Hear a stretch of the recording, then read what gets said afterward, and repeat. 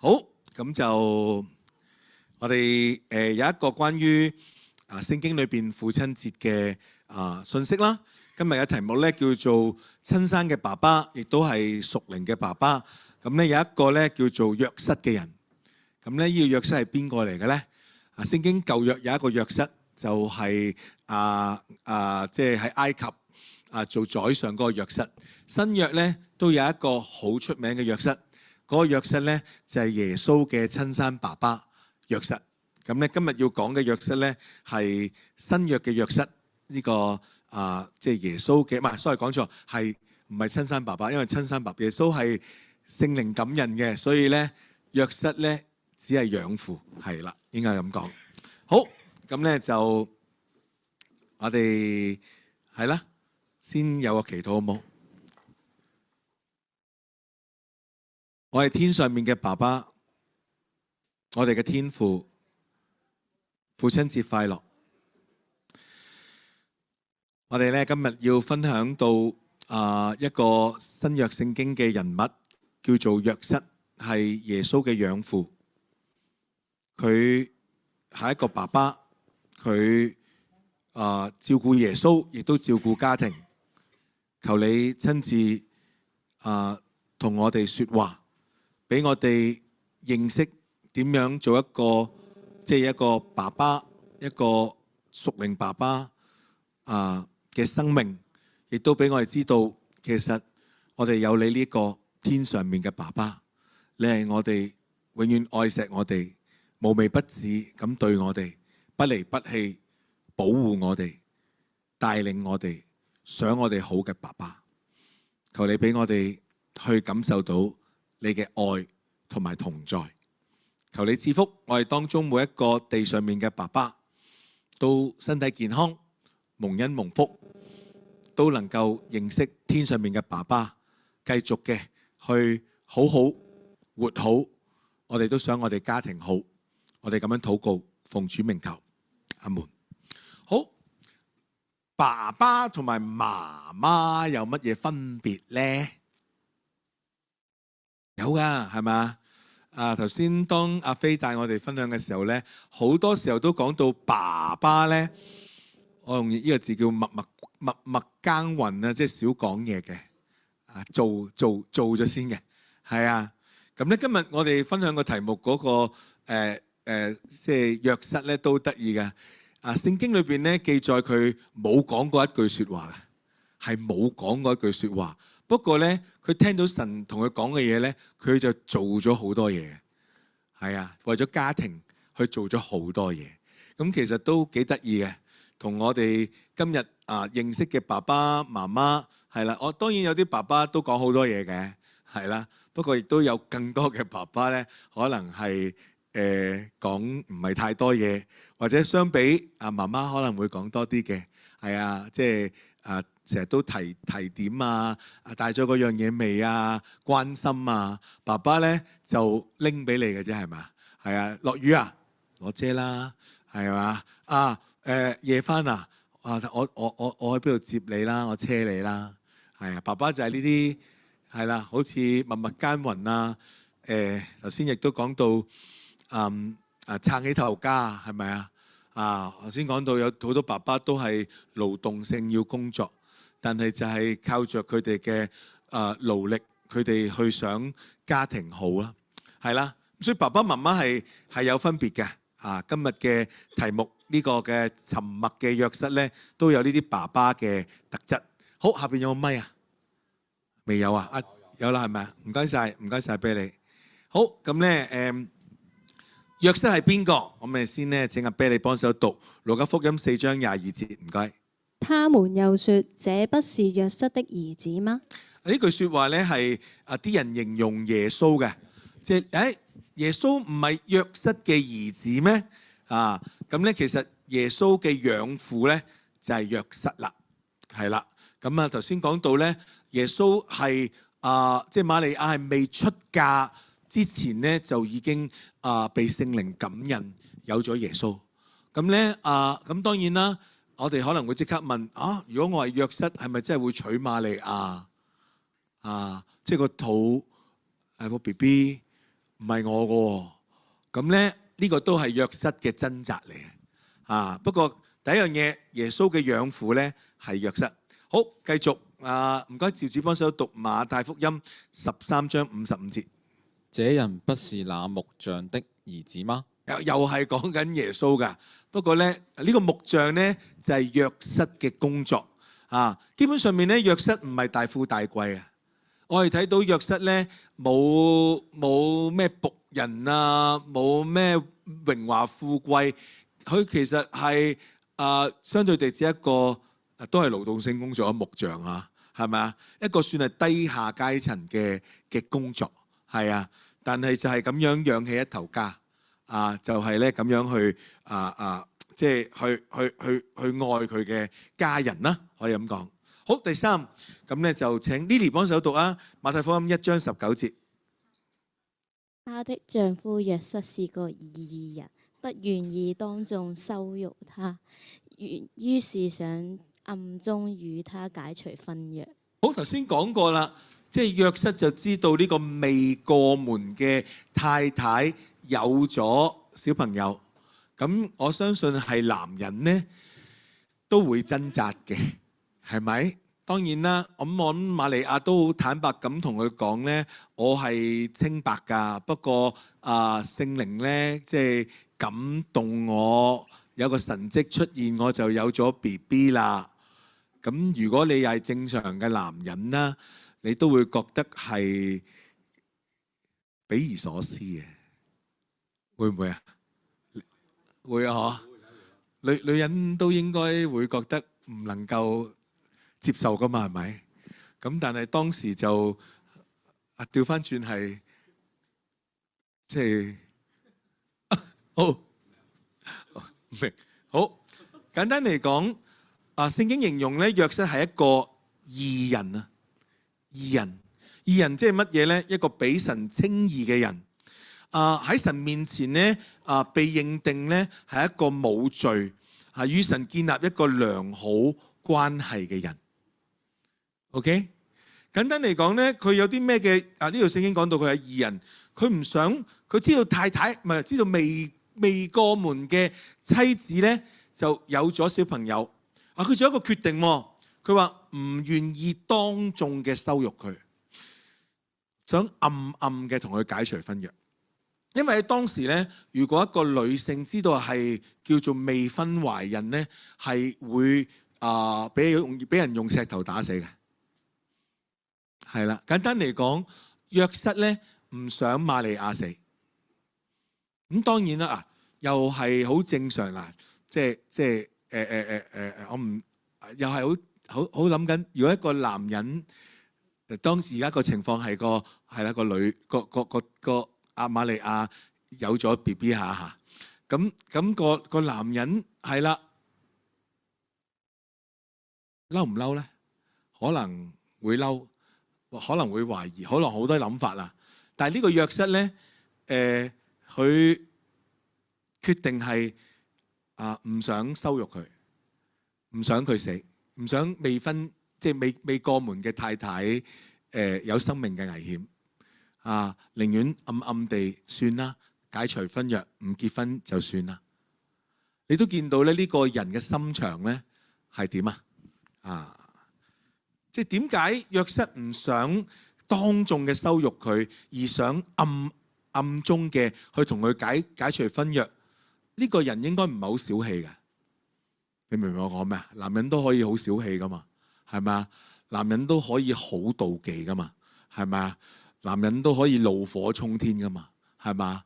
但係呢個約瑟，呢個耶穌嘅養父約瑟，佢相對地佢應該係一個寬宏大量嘅人，即係算啦，咁唔結婚算啦，亦都唔想羞辱你，因為一咁樣發生咧，你就會即係會死噶，你都即係叫做將來嘅生活會點？好多佢會為佢設想啊，係咪啊？呢個約瑟係會為呢個未結婚嘅未過門嘅太太設想 ，OK 佢甘心可能犧牲，即係佢唔同人解，佢冇同人解釋，冇唱佢淨係即係係啦，我想形容其實呢個嘅舉動係反映緊約瑟佢聖經形容佢係一個義人係咪？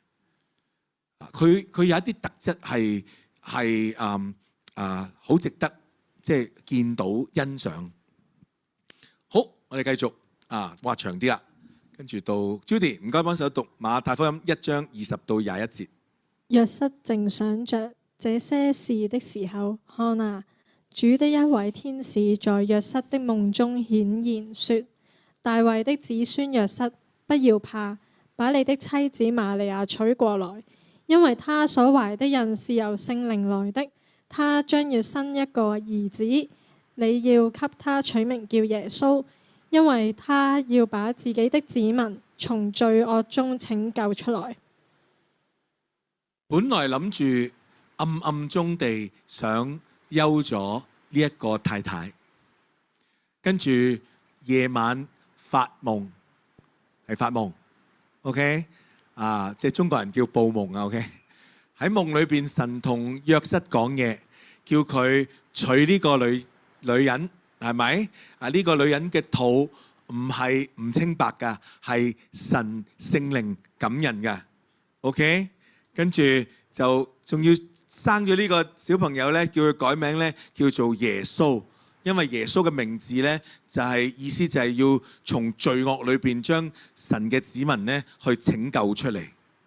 好，神向約瑟報夢，若果你係約瑟，你會唔會娶瑪利亞咧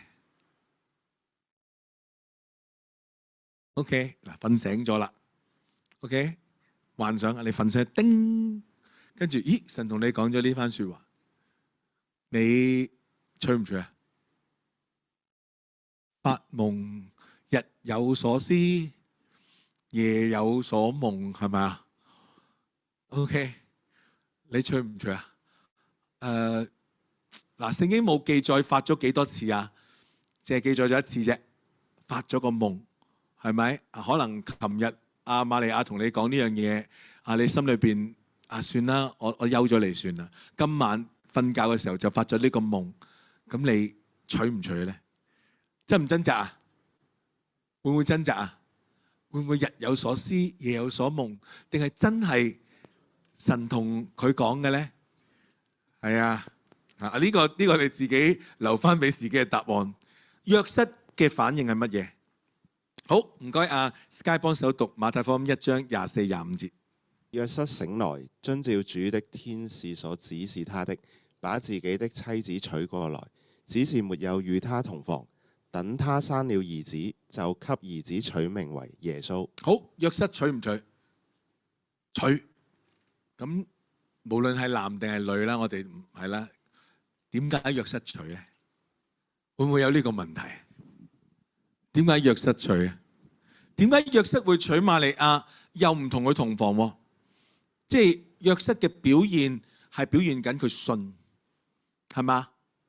即係佢唔係攞着數，佢真係信，佢信神向佢報夢，而呢個夢係真嘅。OK， 但係佢信係有行動嘅，就係佢娶咗瑪利亞。讓佢過門，但係佢信，所以佢冇同佢同房，直到生咗耶穌。點解約瑟會信嘅 ？OK， 我以前啱啱讀神學嘅時候咧，老師就問咗我哋成班呢個問題：究竟點解約瑟會信？點解約瑟會信呢？有冇其他嘅原因呢？係咪突然之間有啲印證呢？係咪見異象啊？係咪有啲咩即係你知道嗰陣時基甸嘅祈求異象、祈求印證㗎嘛？即係嗰陣時有個士師基甸咧，就話神啊，如果你要派我去打仗咧，咁咧就求你俾啲印證我啦。就咧羊毛咧就喺度喺塊地係乾嘅，側邊咧草地係濕晒嘅。跟住咧神就將呢件事發生咗啦。跟住基甸就話都唔係我神啊做多次啊，不過今次咧係羊毛咧係濕嘅，不過成個草地都係乾嘅。跟住第二朝起身又係咁樣發生。哦，係啦，神你真係俾咗印證我。但係約瑟冇啊，就係發咗一個夢，神喺呢個夢同佢講咗嘢。點解約瑟會信呢？我嗰陣時我哋用咗，即係老師咁問我哋我好想知道點解。跟住老師講咗個答案俾我哋聽。佢話：如果神要約瑟信嘅，佢就會知道嗰個係神俾佢嘅夢啊。OK， 即係如果神，即係簡單嚟講，點解約瑟會信？因為約瑟喺個夢裏邊好確定嗰個係神同緊佢講嘅。呢個亦都係印證緊聖經講約瑟係一個義人啊，佢係同神有好關係嘅人啊。所以當神同佢講嘢嘅方法係喺夢裏邊，佢好確定嗰個夢同佢平時發嘅夢係唔同噶，係嚟自神噶。所以佢捉實咗，佢就信，並且佢用佢嘅行為去證實佢真係信。OK， 所以有時好得意噶。點解你信啊？因為我真係信咯。點解我信啊？因為我真係信咯。點解要我信啊？因為我真係經歷過，佢真係咁樣同我講嘢。呢個係一個好個人嘅關係啊！所以弟兄姊妹都祝福大家，朋友們都祝福大家可以同神有好嘅關係啊！好，我哋繼續讀經文。唔該，阿軒神幫手讀路加福音2章4到5節。由於約瑟是大衛家族的人，因此他和懷了孕、跟他訂了婚的瑪利亞，也從加利利的拿撒勒城上猶太去，到了名為伯利恆的大衛之城去登記。好，諗住娶完呢個太太呢，就應該等佢個 BB 出世啫。突然之間收到風，唔係收到個通告，就係呢全部人呢要按住羅馬帝國嘅要求，翻去自己鄉下報名上冊，即係做個人口普查。咁呢，當時約瑟佢同瑪利亞咧應該住喺以色列嘅北部一個拿撒勒城嘅地方。由拿撒勒城，約瑟呢係呢個耶路撒冷隔離嘅伯利恆，呢個係佢鄉下，大概要行3至4日路。遠唔遠？都唔近噶，3至4日路。由呢個頭先講拿撒勒城去到呢個伯利恆，大概要行3至4日路，係行啊。當時咧帶住個肚係阿瑪利亞，係咪？約瑟就要帶住阿瑪利亞佢老婆同埋個 BB 未出世嘅落去報名上冊。好，跟住唔該阿 Catherine 幫手讀2章6到7節啦，唔該。他們在伯利恆的時候，瑪利亞的產期到了，就生下了頭胎兒子。他用布把他壘着，放在馬槽裏，因為旅店沒有地方給他們。生啦，你感覺到狼唔狼狽啊？好狼狽啊！嗱，我只係代翻入去諗啫。諗住神，我信你啦，我應承我娶呢個太太啦，等到佢個 BB 出世啦，係咪？哇！突然之間又要行成3、4日路，阿瑪利亞又大肚臨登，係咪？跟住哇又驚，係咪？咁當然啦，佢可能騎住隻驢啊，或者揾啲牲畜去載住瑪利亞行3、4日路啊，去到伯利恆城啦。冇地方住啊！阿老婆就話要生啦。男人嗰刻會覺得點算啊？係咪？或者會諗多啲點解會咁㗎？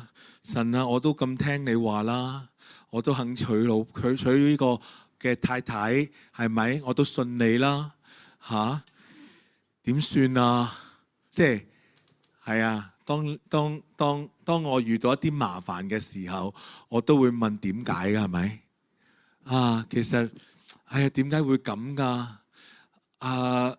神啊，我信你啊，但係點解好似咁困難？但係約瑟一句聲都冇出過啊！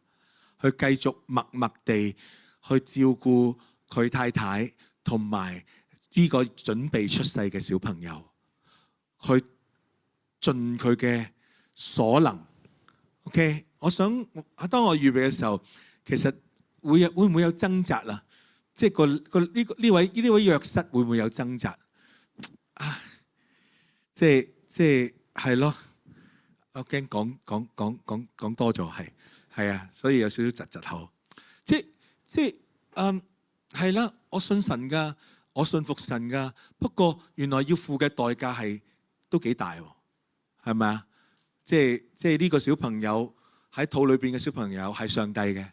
啊，神啊，我都肯娶呢個太太，肯讓呢個小朋友係順利生產。但係當即係帶呢個小朋友，即係未出世之前，就要遇到係啦咁狼狽嘅事情。如果你係約瑟，係啊，你會唔會後悔娶瑪利亞咧？或者你係咯，即係會唔會有掙扎啊？唔使答我，我即係諗多咗啫。好，小結，因着信，約瑟負起咗丈夫嘅責任。OK， 頭先我哋分享嘅時候講到好多嘅爸爸係咪啊？未必講好多嘢，但係佢哋默默嘅耕耘，佢哋顧起咗頭家，愛錫妻子兒女係啦，即係呢一個係值得我哋去肯定。約瑟佢尊重太太，你問點見到尊重太太？當然佢都尊重上帝啊！你見到佢娶咗呢個太太，佢冇同佢同房，呢份係一份尊重嚟，亦都係一份對上帝嘅敬畏嚟嘅。佢好清楚，佢信就係咁做。佢對太太亦都不離不棄，冇怨過一句，真係冇怨過一句，即係冇我係咯，係啊，即係冇講到早知乜嘢冇，佢只係默默地盡咗佢係啦嘅決定，相信係啦，對佢嘅太太，對佢嘅即係呢個嘅孩子係不離不棄。好，繼續落去。咁咧就都有啲好嘢嘅，感謝主。當耶穌出世嘅時候咧，終於都有啲印證啦，有啲鼓勵啦，即係約瑟嘅決定係嚟自神噶啦，感謝主。咁讀經文，咁應該唔該Andy 幫手讀2章，路加福音2章15、16節。眾天使離開他們升天去了，牧人彼此說：來，我們到伯利恆去，看看這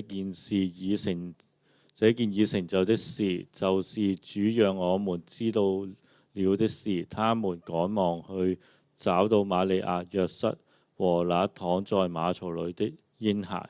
就喺耶穌出世嗰晚，天使咧就報喜訊啦，同啲咧牧羊人報喜訊啦。完咗之後，啲牧羊人咧就嚟咧伯利恆城揾約瑟、揾瑪利亞，就咧一齊救世主出世啦！係啊，喺馬槽度啊！呢個嬰孩就係耶穌救世主啊，係咪？如果你係約瑟，終於有少少肯定啊，係咪？有件咁之前係發咗個夢嘅，係咪？發咗個夢到佢要生 BB， 我諗都相信即係都幾個月啦，係咪？即係10月懷胎都當佢9個月、8個月、7個月，去到真係生 BB， 跟住竟然有啲牧羊人嚟報喜訊啊！有少少安慰，如果你係約瑟，係咪？咁辛苦值嘅，神啊，你係真嘅，我信啊！啲牧羊人嚟報喜訊啊，見到天使都要讚美神啊，係啊，一齊嚟為呢個小朋友開心。有啲安慰，繼續好冇？第二個安慰，好，跟住到唔該阿 Sally 幫手讀馬太福音2章10到11節。他們看見這火星，真是喜樂極了。他們走進屋裏，看見那孩子跟他母親瑪利亞在一起，就俯伏拜他，又打開他們的寶盒，把黃金、乳香和沒藥這些禮物獻給他。呢個咧就唔，呢個係博士幾個博士嚟到朝拜耶穌，送黃金、乳香、沒藥。呢個時間咧，耶穌應該唔係啱出世㗎啦，因為咧按住馬太福音講到希律王要殺咧嗰啲伯利恆嘅嬰孩咧，凡2歲之下都殺嘅，所以估計咧應該唔係 BB 嚟嘅，應該咧都係1歲幾2歲，可能係阿風小朋友大少少咁樣嘅 BB 大啲啦嚇，學緊行啦，係咪咁嘅情況？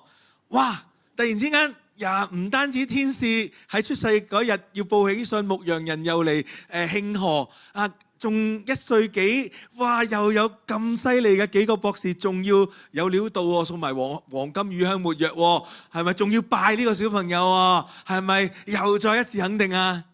冇錯啊，今次冇錯啊！信啊，我哋信你係啱㗎，係啊。瑪利亞就所以我講瑪利亞冇得揀，因為個肚喺佢度啊嘛，係咪？所以生佢出嚟。咁約瑟佢就決定咗相信啊嘛，佢決定咗。咁今日終於有少少回報啦，就係知道係真㗎。但係突然之間即係經過咗天使牧羊人博士嘅嚟訪咧，約瑟嘅感覺應該係，我做嘅決定應該係啱嘅，係將來神會睇住我嘅。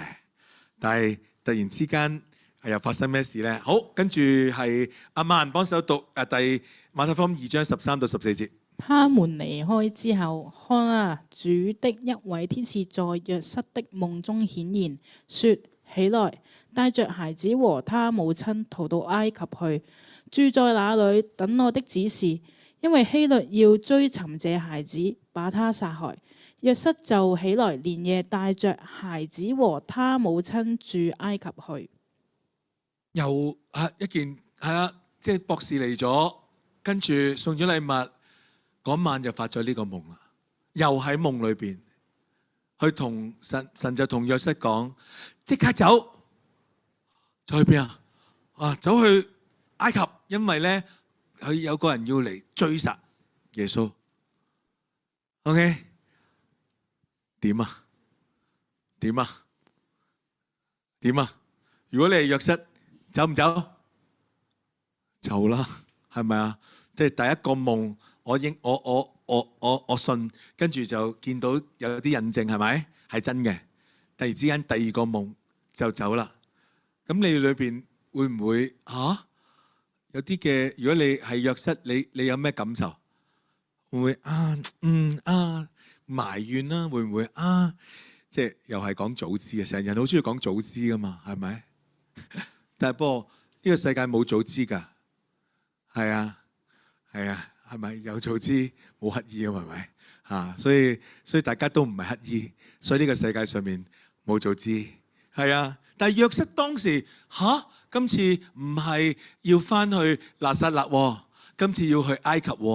拿撒勒行到去伯利恆係大概頭先講3-4日路啊嘛，但係由以色列地行到去埃及大概要30日路啊，30到40日路啊，而且中間可能係有啲嘅曠野甚至係沙漠咁樣嘅地方。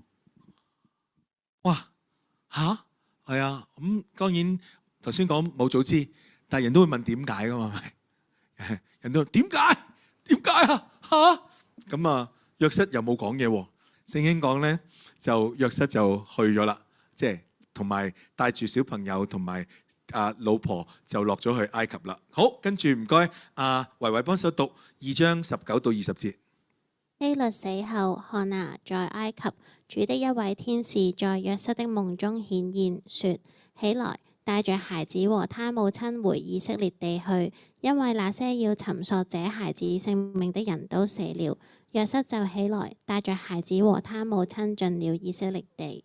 又過咗一段時間，又喺夢中。神好得意㗎，神同約瑟嘅溝通呢，就喺夢中。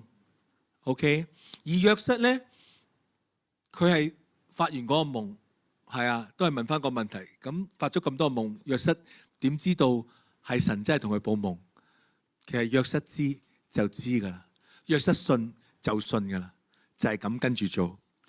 過咗可能1、2年之後，神話你可以翻去啦，咁佢就翻咗去以色列地啦，同埋個小朋友。好，跟住後邊唔該阿蕭蕭幫手讀2章22到23節。約瑟聽說亞基老接續他父親希律統治猶大，就不敢往那裏去。他又在夢中得到指示，就回到加利利地區。他們來到了，就住在那叫拿撒勒的城裏。OK， 簡單嚟講，希律王係追殺，即係殺伯利恆嗰個嘅分封王。佢嘅仔接續咗佢喺咗猶大，即係以色列嘅中部咧做皇帝。咁咧，約瑟聽到咧就知道，哇！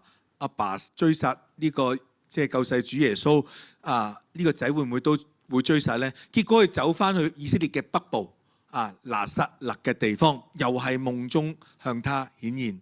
神成日喺夢裏邊咧同約瑟顯現嘅，呢個反映乜嘢咧？日日係咪約瑟咧？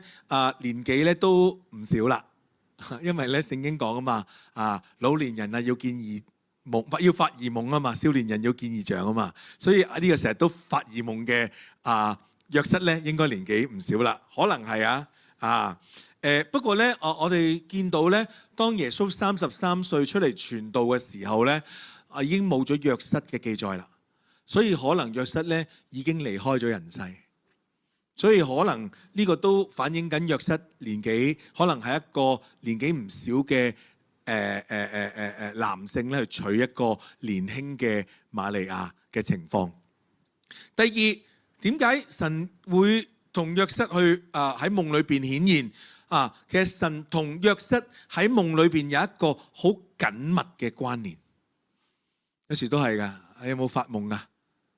係啊，神有時喺夢裏邊咧，去同你講嘢嘅，同我講嘢，即係唔係話你年紀大，不過咧係話神可以透過祈禱俾我哋有感動，係咪啊？我哋見到一啲嘅啟示都會有，喺夢裏邊都有嘅，我都會嘅，不過我啲夢多數相反嘅，係啊，所以成日都發惡夢嘅，係啊，跟住出到嚟，咦又唔係喎，幾好喎咁所以我都要繼續尋問，但係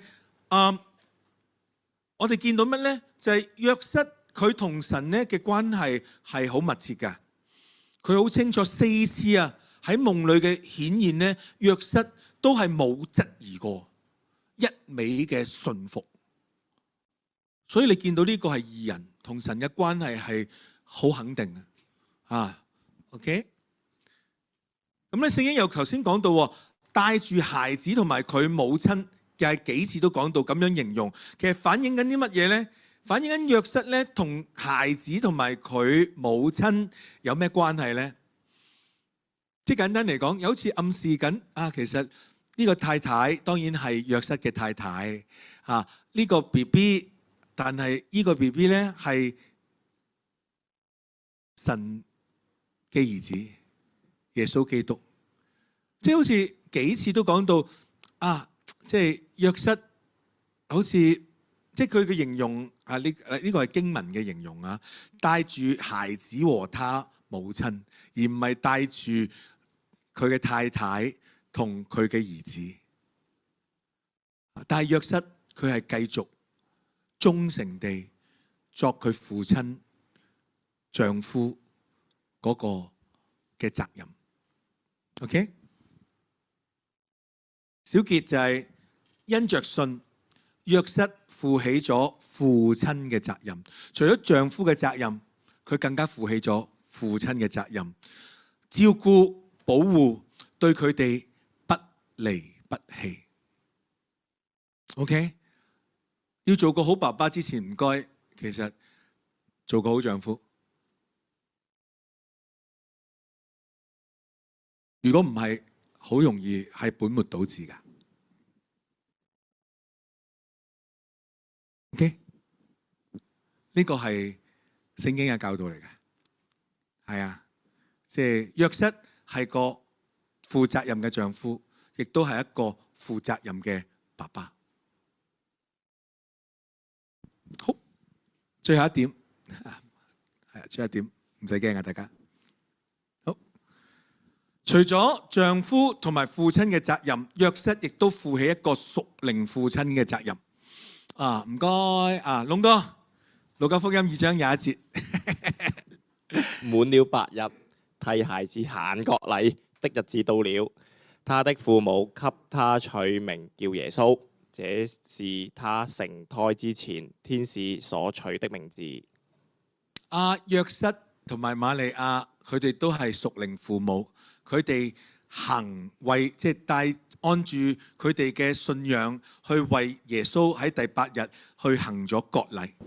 OK， 亦都改咗佢嘅名叫做耶穌，因為佢哋所收到嘅，佢哋信，佢哋相信呢個兒子係屬神嘅。阿門。唔單止，仲有，唔該，阿林幫手讀路加福音第2章22到24節。約瑟和瑪利亞按照摩西律法，滿了潔淨的日子，就帶着孩子上耶路撒冷去，要把他獻給主，並且要照主的律法所說的獻上祭物，就是一對斑鳩和2隻雛鴿。瑪利亞、約瑟佢哋唔係有錢人啊！有啲人呢，有錢嘅咧係會獻羊獻牛啊，但係佢哋獻咩呢？係斑鳩同埋雛鴿。其實呢啲呢係唔使買嘅，係走去嗰個平地呢，見到有隻雀咧追住佢，追到佢冇力呢，就捉住佢，捉完一隻追你係咁㗎，以前係咁㗎。呢度難啲，因為好多樹㗎咋。以前係咧喺個平地度追住隻雀，佢唔夠力跌落地，你就執佢走啊。係啊，你喺林村河望到好大把鴿喺地下㗎，你同佢追下跑下啦。捉唔到同我講，我話知有知道捉唔到啦嚇。但係我想話俾你聽，用雛鴿同埋呢個斑鳩咧去獻祭咧，係代表緊佢哋唔係富有人。係唔係富有人？窮人就係用呢個方法。但係你見到佢唔係因為有錢，唔係因為佢哋富足，但係佢哋卻係敬畏上帝，所以佢哋做足律法裏邊要佢哋做嘅事，因為佢哋敬虔，因為佢哋信上帝。OK， 呢一個嘅行為係啦，即係佢哋嘅表現。好，繼續唔該 Kelvin 幫手讀2章41到42節。每年逾越節，他父母都上耶路撒冷去。係唔該，嗱幫手讀後邊嗰度。耶穌12。耶穌12歲那年，他們又按照節期的習俗上去。到耶穌長大，你記住我呢度講係每年喎。以色列人呢係要去耶路撒冷過節嘅。咁佢住邊呢？佢哋住喺拿撒勒，係咪？落耶路撒冷都係要3日路程。OK， 係每年用3日路程行落嚟，跟住過完節行翻上去。每年，所以你見到呢個家庭，呢個爸爸、呢個媽媽，佢哋每年最少去到12歲啊嚇。耶穌12歲嘅年一樣係按住嗰個節期上去耶路撒冷過節，不過耶穌就走失咗啦，最後揾翻。但係你見到信仰喺呢個家庭裏邊係重要嘅，係重要嘅，係重要嘅。好，小結或者叫最後一個小結，約瑟替耶穌行割禮，把耶穌獻給主，又獻上祭物。仲有每年咧都要去耶路撒冷守節，負起佢作為屬靈父親嘅責任。唔單止係親生嘅父親，更加係屬靈嘅父親。阿門。我哋一齊係唔該阿方喺度係咪？幫手讀路加福音2章52節。耶穌的智慧與體格，以及神和人對他的喜愛都不斷增長。我唔夠膽講係因為瑪利亞同埋約瑟令到耶穌嘅智慧啊、體格啊、神同埋人愛佢嘅心都增長。我唔夠膽咁講。不過我想話，爸爸媽媽對仔女嗰個嘅影響係好大嘅。頭先大家都講到爸爸媽媽嘅嗰個嘅可能有啲基因啦，可能有啲嘅性格啦，都影響緊我哋做仔女。我都深信瑪利亞、約瑟佢哋兩位嘅敬虔係塑造緊耶穌嘅品格、智慧同埋人同神喜愛佢嘅心。OK， 唔好睇少呢部分。我成日都講，今日香港最嚴重嘅問題唔係經濟嘅問題，今日香港最嚴重嘅問題係家庭嘅問題。如果孩子們喺一個健康的家庭成長，有被愛、被關心，係啊，頭先阿林林講，阿林林啊喺後邊講到，佢話到佢淨係記得爸爸同埋邊個蝦你，我幫你出頭，即係我唔知有冇出頭啦。不過最少佢係負起一個爸爸要保護嗰個嘅身份。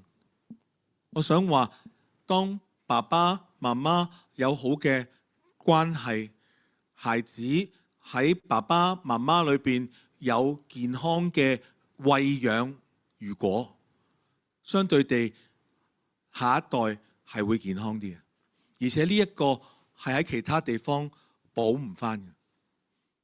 爸爸媽媽真係好重要。當然我又要加多句，我自己都係單親嘅，即係我爸爸媽媽喺我好年輕嘅時候，佢哋離咗婚。但係我想話，係啦，天父都喺我後人生成長嘅裏邊，俾咗好多好多嘅愛俾我啊。不過我想話係啊，即係家庭真係好重要，家庭真係好重要。好，總結，一個沉默嘅父親嗱，講咗咁耐，呢個約瑟都係真係一句話都冇講過㗎，唔得，冇講話嘅，不過做咗好多嘢係嘛？係咪都好似今日我哋啲爸爸？唔好叫我講嘢哦。你唔好意思啊，呢個比較怪嘅爸爸，係啊係啊。不過係咯，我都唔好講，係啊。好，繼續。係啊，一個沉默嘅爸爸，但係負上咗佢做丈夫、做父親同埋做屬靈父親嘅責任。好，咁啊，最後一段經文，阿初幫手讀3章21節，歌羅西書1、2、3。作父親的，你啊，係，我真係想講沉默，保持沉默添，係嘛？你保持咁大。作父親的，不要激怒兒女，亦免得他們灰心喪志。係啊，又都有提爸爸㗎。係啊，爸爸唔好激嬲仔女嚇，唔好同仔女鬥氣啊。係啊，係啊，所以我成日都要俾仔女贏嘅。係啊，你哋叻過我好多。係啊，係啊，我希望佢哋被鼓勵啦。好，跟住阿葉，唔該你幫手讀以弗所書6章4節。作父親的不要激怒兒女，反而要按照主的教訓和勸誡養育他們。Amen。係啊，唔知啲父親係咪真係好中意激怒兒女嘅呢？兩段經文都講激怒兒女喎。不過呢，更加另一方面呢，係啦，唔好激怒兒女，免得佢哋灰心喪志，反而要按住主嘅教訓去勸誡養育佢哋。呢個係聖經俾我哋做爸爸嘅提醒鼓勵。阿門。收到收唔到？收到收唔到？收到。好，咁我想請敬拜隊上嚟，好唔好？頭先有一首嘅詩歌都感動我，咁叫做我唯一嘅渴望。讓我哋用呢首詩歌，我用呢首詩歌咧去一齊向神禱告，好唔好？好，唔該敬拜隊。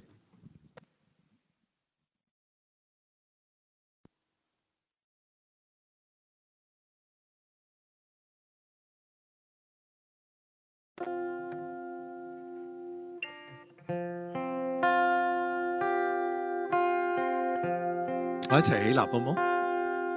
我哋用呢一首詩歌去回應好唔好？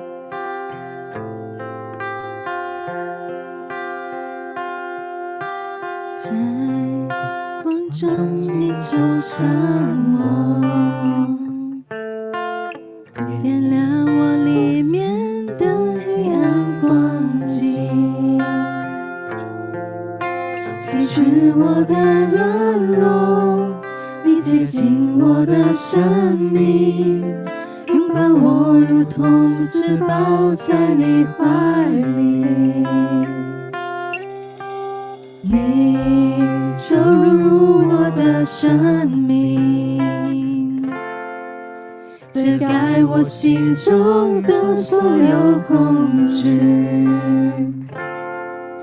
你是我的一切，主我单单依靠你，我要抬起头定睛来仰望你，让我们单单敬拜你，让我们在主里欢喜，用尽我全心全意，更多更深的认识你，让我们单单来爱你，超过一切的考虑，你是我唯一渴望，耶稣。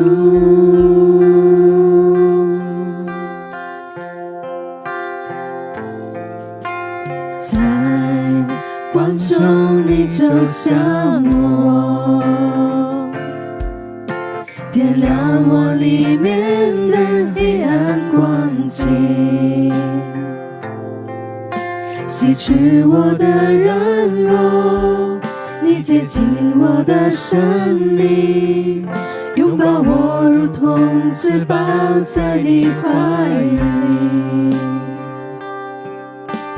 你走入我的生命，遮盖我心中的所有恐惧，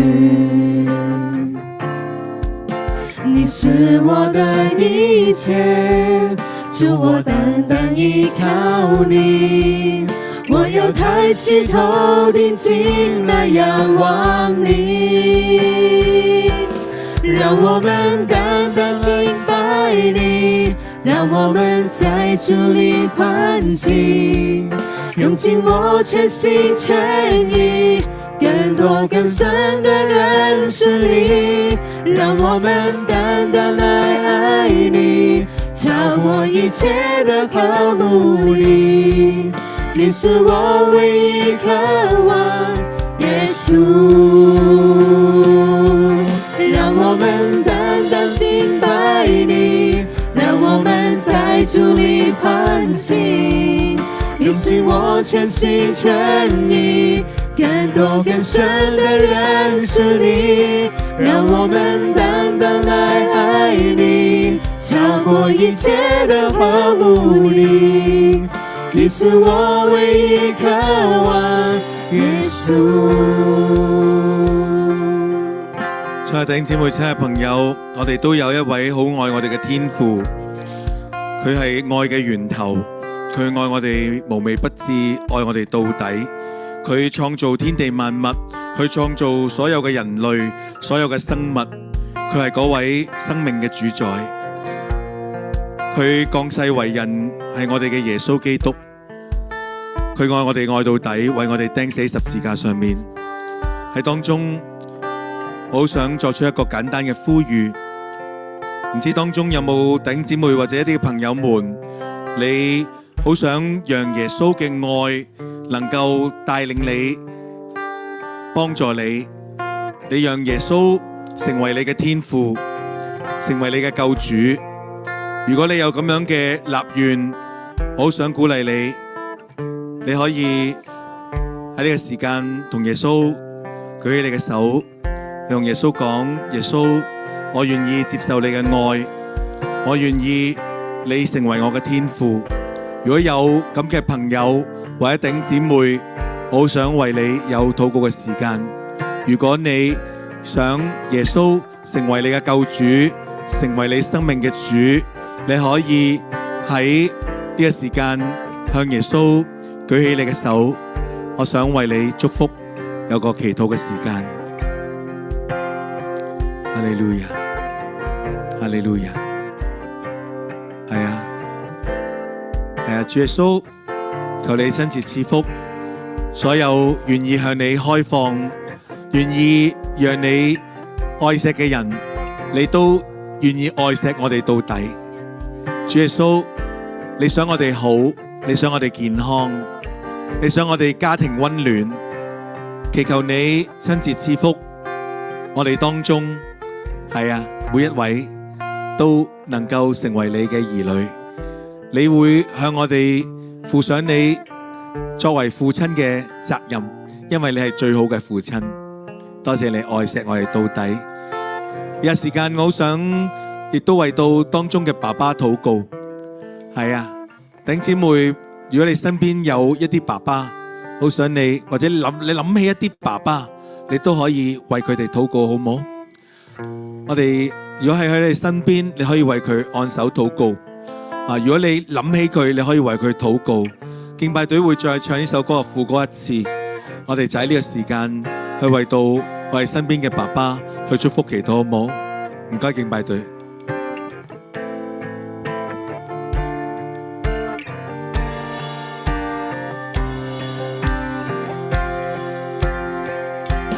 讓我們單單敬拜你，讓我們在主裏歡喜，用盡我全心全意，更多更深的認識你。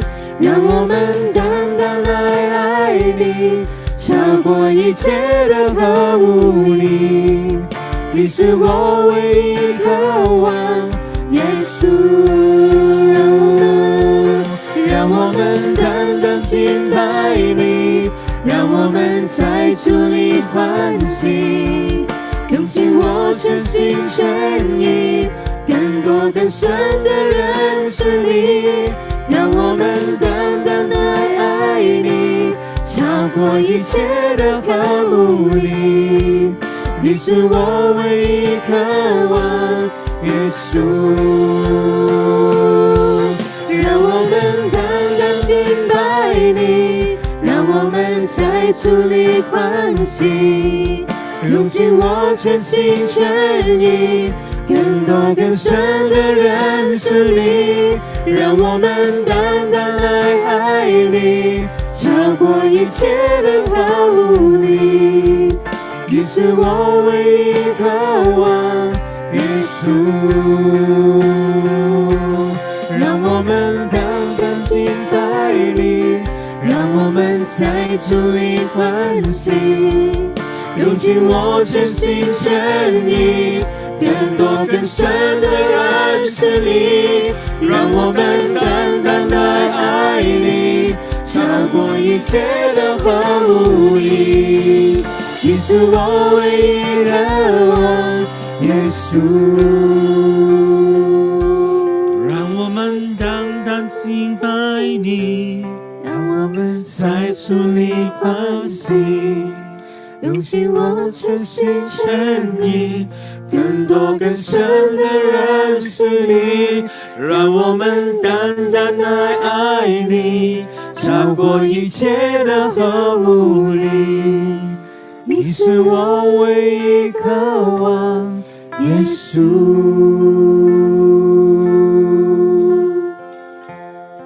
耶穌，多謝你，求你賜俾我哋喺當中作爸爸嘅，都能夠係啊，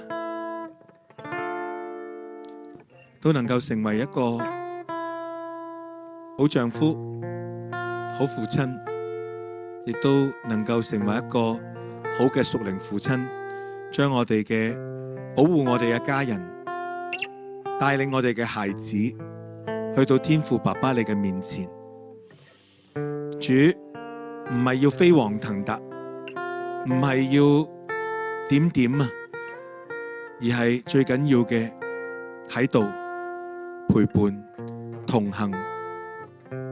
主啊，求你賜福我哋當中嘅爸爸，有時做爸爸都好唔容易，都有好多方面嘅壓力，都有好多唔掂嘅地方，但係求天上面嘅爸爸幫我哋，係啊，讓我哋有一個我哋都想有健康嘅家庭，我哋想我哋嘅太太開心，想我哋嘅孩子都係開心健康。